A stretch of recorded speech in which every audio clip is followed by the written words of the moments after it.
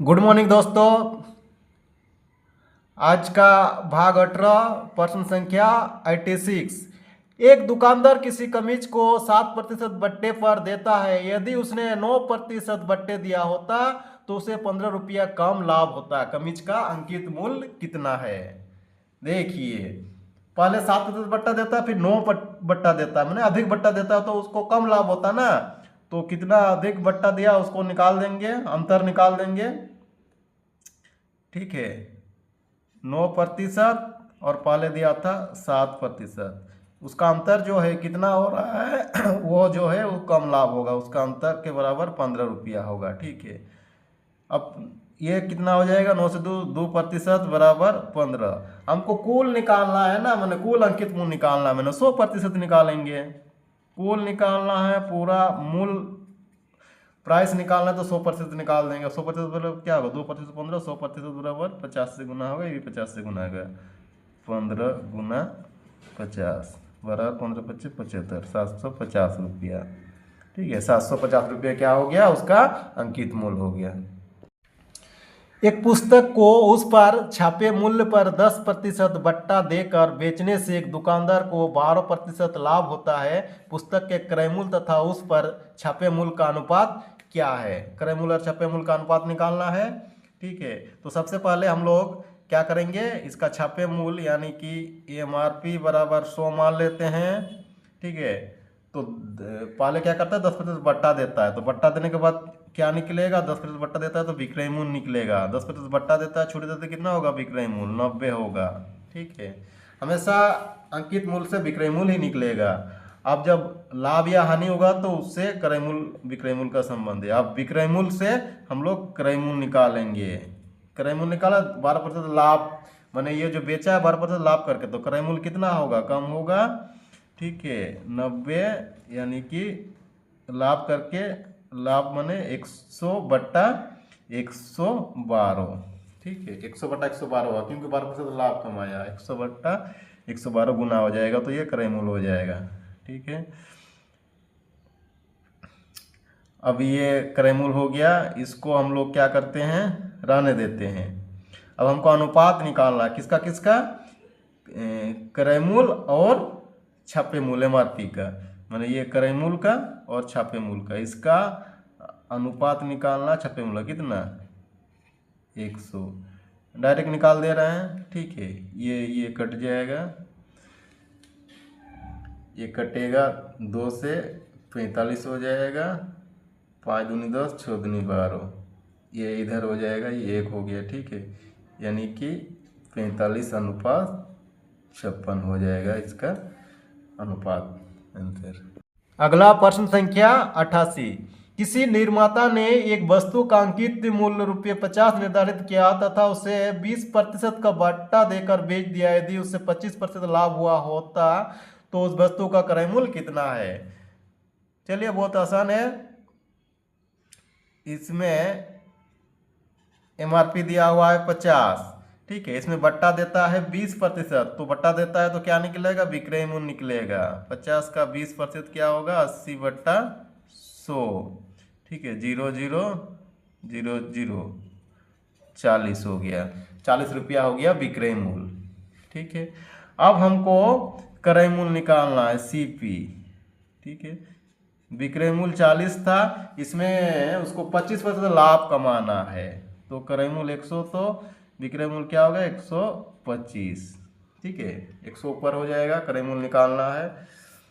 अब इसको हम लोग सॉल्व करेंगे।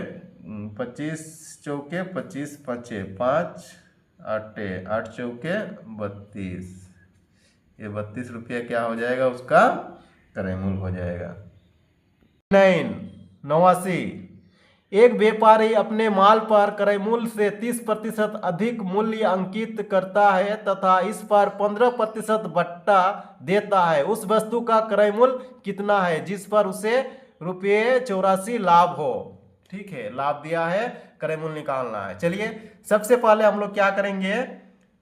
इसमें मान लेते हैं, किसको मानेंगे? क्रय मूल्य को मानेंगे, क्योंकि क्रय मूल्य से 30% अधिक अंकित मूल्य करता है। तो इसमें क्रय मूल्य मान लेते हैं 100 रुपया। अंकित मूल्य क्या हो जाएगा? अंकित मूल्य हो जाएगा MRP हो जाएगा उसका 30% अधिक, माने 100 में 30% अधिक कितना हो जाएगा? 130। ठीक है, अब ये MRP में जो डिस्काउंट देता है उसके बाद क्या निकलता है? विक्रय मूल्य, सेल प्राइस। सेल प्राइस कितना डिस्काउंट देता है? बट्टा देता है 15%। तो 130 का 15% डिस्काउंट देने के बाद कितना होगा? 15 मने 85/100, 10 कट जाएगा। ठीक है, अब कटेगा लेकिन पूरा नहीं कटेगा, इसीलिए इसे गुना कर देंगे। 6365 104 और 6 110, इतना रुपया इसका विक्रय मूल्य हो गया। लाभ दिया हुआ इसलिए हम जब 100 माने उस हिसाब से लाभ निकाल लेंगे। लाभ बराबर क्या हो जाएगा? विक्रय मूल्य घटाओ क्रय मूल्य, इससे इसको घटा देंगे कितना होगा? 10.5, ये लाभ हो गया।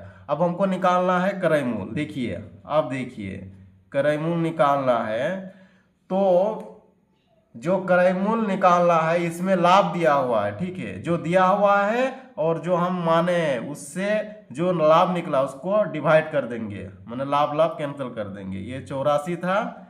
ठीक है, दिया हुआ हम निकाले 10.5 यानी कि गुना 100, ये निकाले, ये लाभ लाभ बटा हो गया। अब जो निकालना है उसको गुना कर देंगे। क्या निकालना है? क्रय मूल्य, यानी कि हम क्रय मूल्य कितना माने थे? 100 को गुना कर देंगे। ठीक है, बहुत ही आसान है। 2 5 दूनी 5 दूनी 5 1 इतना चौके, 4 दूनी 8 गुना 100, 800, 800 रुपया हमारा क्रय मूल्य निकल गया।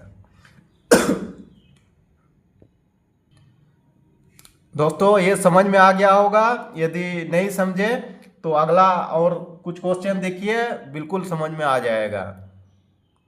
प्रश्न संख्या 90, एक दुकानदार किसी वस्तु के अंकित मूल्य पर 5% कमीशन देना चाहता है तथा वह 10% लाभ कमाना चाहता है। यदि किसी वस्तु का क्रय मूल्य ₹95 हो तो इसका अंकित मूल्य कितना होगा? ठीक है, इसे हमको भी मान लेते हैं, 100 से मान के बनाते हैं। अंकित मूल्य का कमीशन देता है। ठीक है, तो लाभ दिया हुआ है तो क्या इसमें क्या मानना पड़ेगा? MRP मानना, अंकित मूल्य मानना पड़ेगा। ठीक है, माना इसका MRP कितना है? 100 है। ठीक है, कमीशन देता है मैंने बट्टा देता है, छूट देता है, कितना देता है? 5%। तो इसका कमीशन देने के बाद क्या निकलता है? सेलिंग प्राइस निकालता है। जो बट्टा देता है उसमें हमेशा सेलिंग प्राइस निकलेगा। कितना होगा सेलिंग प्राइस? 5 देता है तो 95। ठीक है, अब बोल रहा है उसको 10% लाभ कमाना है। 10% लाभ कमाना है तो उसका क्रय मूल्य कितना होगा? CP 95 में 10% लाभ कमाना है। ठीक है, तो हमको क्रय मूल्य निकालना है। क्रय मूल्य निकालना है, क्या है? 10% लाभ कमाना है। ये क्या दिया हुआ है? विक्रय मूल्य है। तो विक्रय मूल्य बटा करेंगे कितना होगा? 10% लाभ माने 110 और क्रय मूल्य हमारा कितना हो जाएगा? 100। माने क्रय मूल्य निकालना है, उसको 100 क्रय मूल्य होगा तो 110 रुपया विक्रय मूल्य होगा। विक्रय मूल्य बट्टा नीचे हो जाएगा, क्रय मूल्य ऊपर हो जाएगा। ठीक है, क्योंकि क्रय मूल्य निकालना है। अब देखिए, ये 10 कट जाएगा और नहीं काटते हैं, 950/11, ये हो गया क्रय मूल्य CP। अब हमको निकालना क्या है? अंकित मूल्य।